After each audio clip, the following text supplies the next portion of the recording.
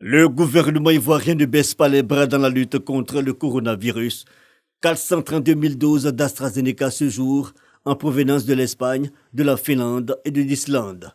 Ce don est composé de vaccins de seringues et de chambres froides qui permettront une meilleure conservation des doses vaccinales à l'intérieur du pays. Ce matériel permettra aussi à la Côte d'Ivoire d'augmenter l'offre vaccinale afin de lutter efficacement contre la pandémie à Covid-19.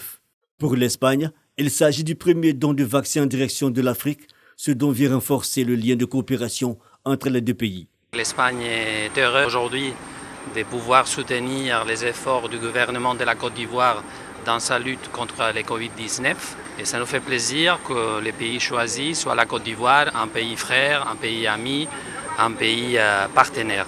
Nous avons là la preuve d'une solidarité au niveau international, d'appui au pays dans le cadre de la lutte contre la Covid-19. Un geste qui vient renforcer le mécanisme COVAX pour renforcer la disponibilité en vaccins. Les résultats de la vaccination suivent, ils sont meilleurs que dans d'autres pays et c'est un cercle vertueux qui permettra à la Côte d'Ivoire de sortir de cette pandémie de la Covid.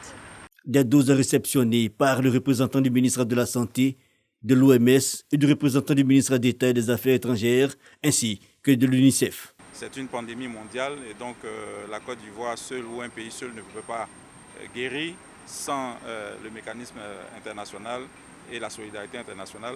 Et donc nous saluons ce geste qui vient renforcer nos doses. C'est l'occasion pour moi de lancer un appel à la population et donc demander à ces populations de se faire vacciner, de faire confiance au gouvernement ivoirien, aux autorités ivoiriennes qui leur donnent l'occasion de se protéger et de protéger leur famille contre cette pandémie. À ce jour, la Côte d'Ivoire a reçu plus de 7 900 000 doses de vaccins, dont 2 808 290 doses d'AstraZeneca dans le cadre de la politique nationale de prévention et de lutte contre la pandémie à coronavirus.